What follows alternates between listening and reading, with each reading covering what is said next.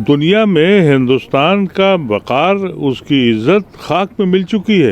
यह है कि मुस्लिम कम्युनिटी को इतना खौफजदा कर दो, इतना डरा दो कि वो कभी सर उठाने की हिम्मत न करें। कि शाहीन बाग इसलिए सक्सेस नहीं हुआ क्योंकि वहाँ मुसलमान ज़्यादा थे, लेकिन जो मकसद है वो ये है कि हक बात कहने की हिम्मत न रह जाए। ये जो पुलिस है हिंदुस्तान की और दिल्ली की पुलिस खास तौर से, ये खुद आतंकवादी है।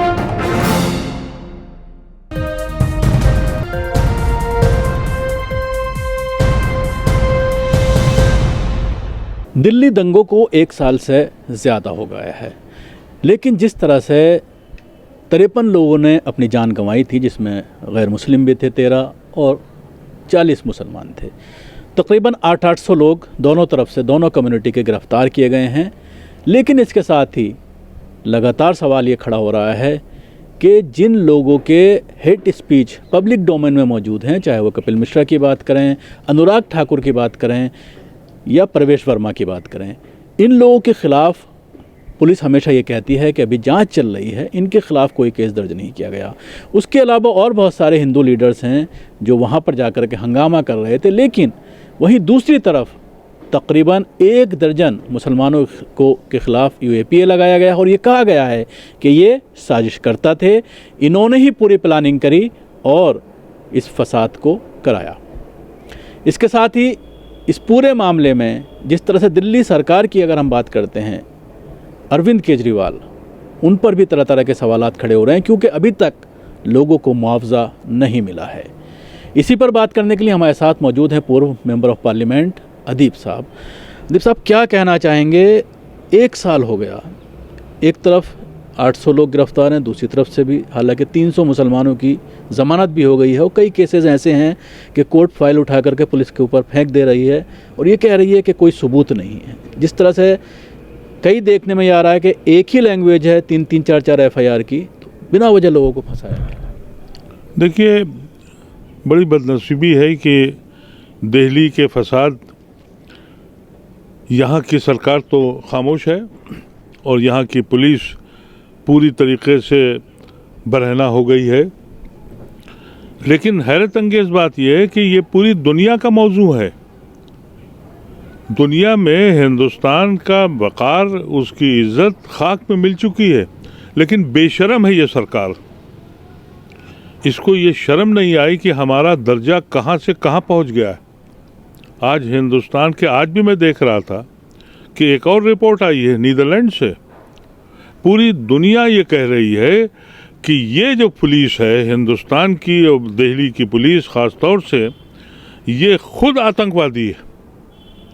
ये वो जालिम लोग हैं जिनको मजलूमों की आवाज़ें, सिसकियाँ सुनाई नहीं पड़ती। ये अपने ज़मीर को बेच के बैठे हैं और ये आप यकीन कीजिएगा कि ये सिर्फ और सिर्फ एक शख्स की ज़ात है जिसने किसी सूरत से मैनेज करके और अपने शहर बदर होने के बाद भी इस मुल्क का हाकिम बना हुआ है। और पुलिस, मेरी समझ में नहीं आता है कि ये छोटे ऑफिसर करें तो ये बात समझ में आती है कि भाई प्रमोशन के लिए चाह रहे हैं, लेकिन IPS ऑफिसर्स, सीनियर ऑफिसर्स, इस तरीके से उन्होंने अपने को इसमें मुलव्विस किया है। अदालतें चिल्ला चिल्ला के कह रही हैं कि ये सब फ्रॉड है और हकीकत भी खुल रही है। लेकिन जो उनका मकसद है, मकसद ये है कि मुस्लिम कम्युनिटी को इतना खौफजदा कर दो, इतना डरा दो कि वो कभी सर उठाने की हिम्मत न करें। ये इनका मिजाज है। इन्होंने यही बात दलितों के साथ हज़ारों साल में की है। ये एक नई कौम पैदा कर रहे हैं और हम देख रहे हैं कि हमारी कौम का हाल यही हो गया है कि अगर आप बात करिए किसी मुसलमान से तो चारों तरफ देखता है पहले और फिर सोचता है कि कहीं ऐसा तो नहीं कि कहीं मेरी आवाज़ चली जाए। ऐसी कौम निकम्मी बना दी है मुसलमानों की।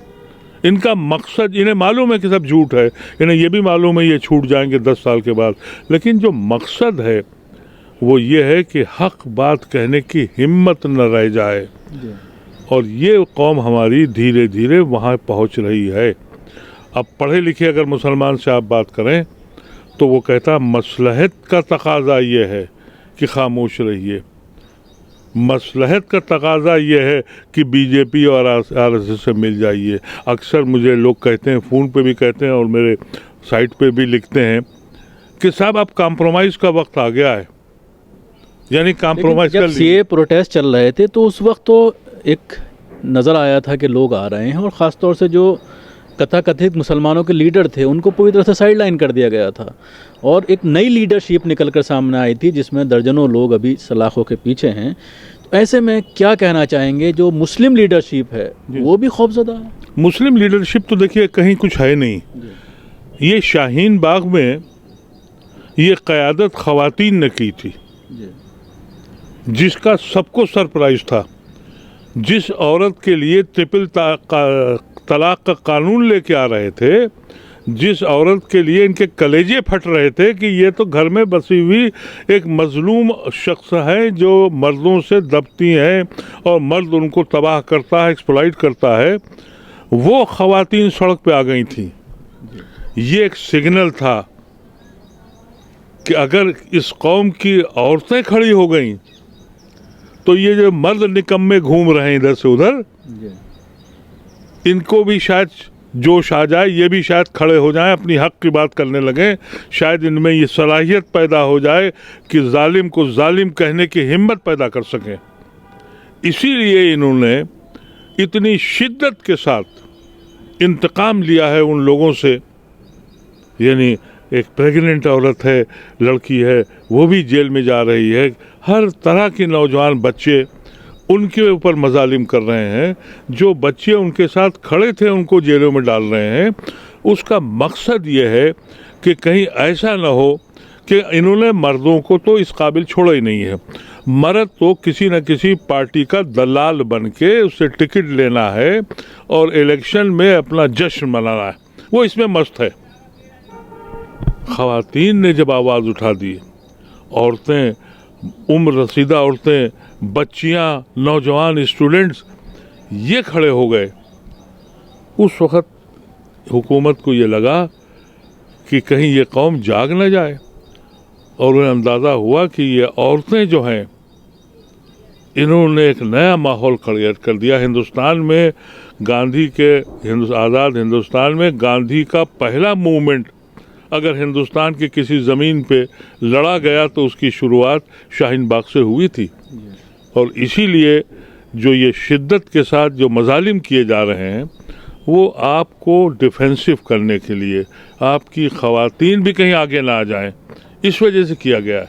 अब मैं पढ़ रहा था एक बयान उनका, खालिद उमर की वालदा का, कि उनको भी पकड़ लिया, वो 3 ख़वातीन जा रही हैं, उनको बंद कर दिया। तो ये जो पूरी प्लानिंग है ये यहाँ से नहीं, ये नागपुर से हो रही है और जिसके 2 दलाल यहाँ हैं और 2 गुजरात में बैठे हुए हैं। जैसा कि आपने कहा कि डराने की कोशिश की जा रही है, लेकिन अब भी ये देखने में आ रहा है कि एक तबका ऐसा है सोशल एक्टिविस्ट का जो उनके लिए कानूनी लड़ाई लड़ रहा है और वो सड़कों पर आ रहा है। लेकिन जहाँ तक मुसलमानों की बात करें, उलमा इकराम की बात करें, मुस्लिम लीडर की बात करें, वो पूरी तरह से सीन से गायब है।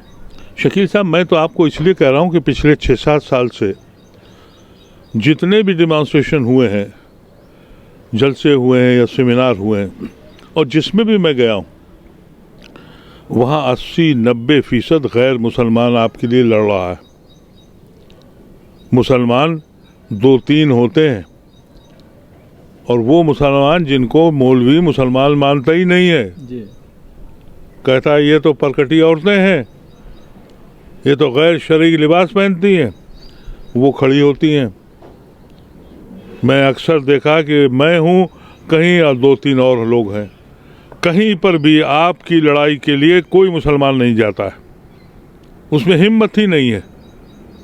जितनी लड़ाइयाँ लड़ी जा रही हैं, चाहे एनआरसी हो, चाहे जो भी मसला हो, फसादात हो, गैर कानूनी गिरफ्तारियाँ हो, सब जगह गैर मुस्लिम जो सेकुलर हजरात हैं वो लड़ाई लड़ रहे हैं। आप पूरा तज्जिया करके देख लीजिए, कोई एक मजमा बता दीजिए। बल्कि मैं तो आपसे बताऊं कि इस हद तक मामला चला गया है कि एक बार मैं जस्टिस काटजू ने मेरे साथ मुझसे कह दिया कि शाहीन बाग इसलिए सक्सेस नहीं हुआ क्योंकि वहाँ मुसलमान ज़्यादा थे। मैंने उनसे पूछा कि क्या मुसलमानों का ये हक भी छिन गया कि अपने हक की लड़ाई लड़ें? तो हकीकत ये है कि यहाँ तक लेके खड़ा कर दिया उन्होंने कि अगर आप ज़्यादा तादाद में गए तो वो उसको नहीं माना जाएगा क्योंकि आप मुस्लिम हैं। तो ये हक भी हमसे छीना जा चुका है।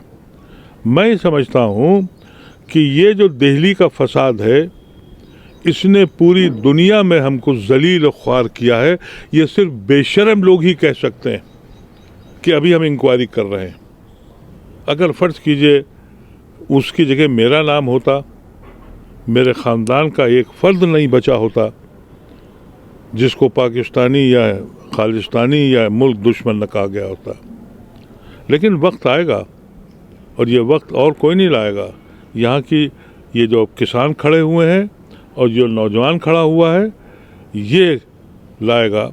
और मैं ये चाहूँगा, फिर ये कहता हूँ, इसी कानून के तहत जिस कानून से इन्होंने हमको तबाह किया है, एक वक्त आएगा कि हम इनसे इसका बदला लेंगे। सभी अहम खबरों के लिए न्यूज़ MX को सब्सक्राइब करें, साथ ही बेल आइकॉन को जरूर दबाएं। लाइक, शेयर, कमेंट करना ना भूलें।